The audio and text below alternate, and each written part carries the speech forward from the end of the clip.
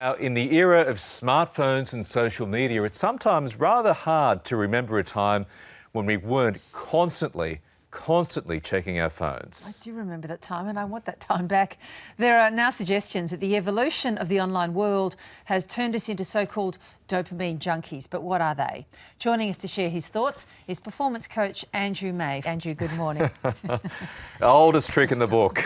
He's got a little bit of vaudeville. I knew you'd like that one. Good morning. First of all, what's dopamine, for those who don't know? Dopamine is a neurotransmitter in the brain. Now, we've got to be careful that we don't go, look, dopamine is driving the whole addiction, but it's a pleasure chemical. And what's interesting about dopamine, Virginia, is we like things randomly. So dopamine likes the pleasure, it likes the randomness. So that's why we keep going back to these things, to try and get the hit. The surprise. Yeah, the surprise element. Now, the average person, Michael, 150 to 200 times a day, we're checking our mobile phones. 7 hours a day, we're on our electronic devices. Why don't you direct that at me? Well, I got a beautiful picture of you on Twitter. That's ironic, right? Before we went on air, you two checking your phones. Now we. Oh, well, come on, it's our job. We have to. Yeah, but when it overtakes and it goes from work into our social lives and we have no solitude, that's when it becomes a problem. You've got some warning signs we can bring up on the screen of the tips for digital or symptoms of digital addiction. We might just go through a few of those. Our producers here at ABC are all talking this morning going, that sounds like them. It's a lot of us. You check your mobile thing first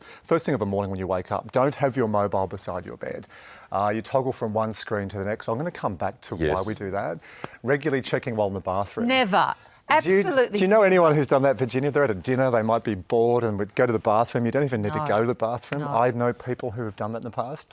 Michael's putting his hand up. I've done it. Joe's laughing. Feeling anxious without checking your mobile. There's a term, nomophobia, the fear of going without your mobile phone. It's crazy, these terms we have. And the last one, this gives me a lot of work with all my executives because they're wired up, their sympathetic nervous system. So you just think, I'm going to check that, post, how many likes have I got? And while we think it's just checking quickly, our sympathetic nervous system can sometimes run for 2 or 3 hours after a check. So drop your mobile phones. Well and truly before you go to sleep. Yeah. And also the blue screen, that blue light, just resets you, and that's another 45 minutes before you can go to sleep. Now, I think if someone had been away for the last 15 years and they came back and looked at us, they'd go, what are you people doing? What's happened to you? Remember the rotary phone? I think we've got some footage of two 17-year-olds in the UK. They were given a rotary phone and told to make a phone call. Have you seen that? No. It's hilarious. And they can't work it out. They're like, all right, what's this?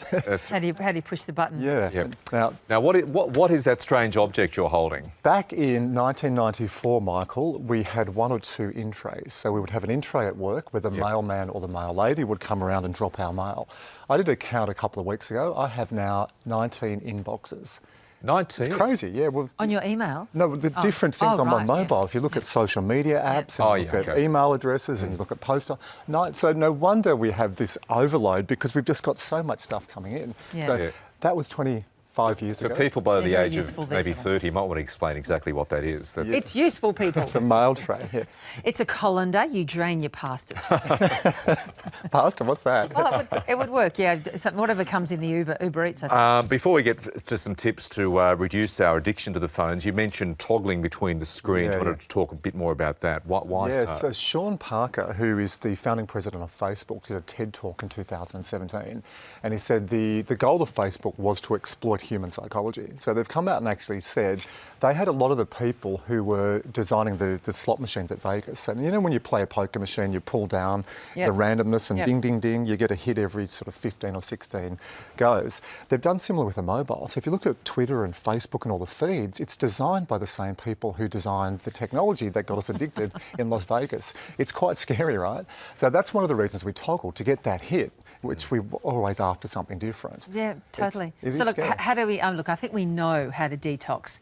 I guess the bigger question is, why do we choose not to? But let's get to that after we have a look at how we can practice some digital minimalism. Minimalism, it's a hard word, that one. Try 30 minutes a day, because when a lot of people come out and say, get off your technology, they get anxious about not being on it. So just try and have 30 minutes a day to think. It's amazing what your brain does without that distraction.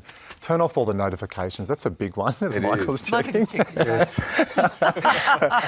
You Very don't. important message from a producer. Sure. You don't As in, need. hurry this guy up. Yeah, you don't need every tweet. You don't need every Facebook message. Create a tech-free zone at home. That's an important one. Tech-free, what do you mean by that? No. How do you, we're so hooked to electronics. How do you create a tech-free zone? But we're also, we've just got a puppy at home, and you treat a puppy, give it a liver treat. You know, we treat ourselves with a dopamine hit.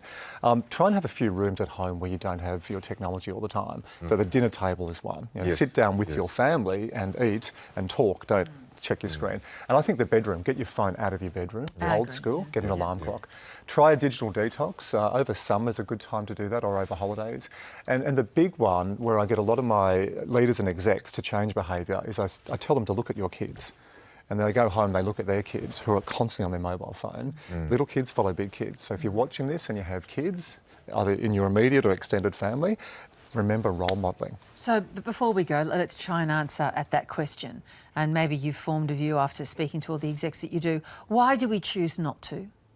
It's a very complex answer. I'll give you a couple of bullet points on it. One is that when you're looking at this, don't blame dopamine. Look at your own behaviour. Ask, why am I using this all the time? A lot of it is we just go blindly. We haven't been given a guidebook in how to use technology. Yep. You know, this changed. These are now our constant companions. They're not a rotary phone went to a mobile phone. We're on it all the time. So, Virginia, I'd say to people watching this, the first thing is just step back and ask, what can I do about having some space? Look, we're not going to throw these away, but just try and get some solitude. We need some quiet time. Completely agree. Andrew, thanks so much for coming. And it's always been lovely. Wait, there's more. Now, this is your last week. I've really enjoyed our banter over the years. My 11-year-old daughter, Michaela, said, don't get us something health-related. Yeah. I was going to get you some carrots and hummus, so that'd be nice. That'd be the Andrew I know and love. So and instead he went the chocolates. Full sugar. Enjoy. Nice chocolate. That is so kind of you and thoughtful. Thank you so much, Andrew. I've really loved our chats too. I've loved our quarrels and our fights. They've always been really productive. It's been productive. They've been good fights. Healthy conflict. I think that's a really important thing. You should talk about that after I go. Do a segment on how to have a good fight. Because I think we're really, I think we're not good at that. We actually don't know how to have the good conflict that actually brings about creative resolution. You scared me, first of all, but you're not scary at all. You just like healthy, robust conversations. I'm not scary. I just need chocolate, and I'm anyone's. Andrew, good on you. Go well. Thanks so much. You too. Thank you very much, Andrew.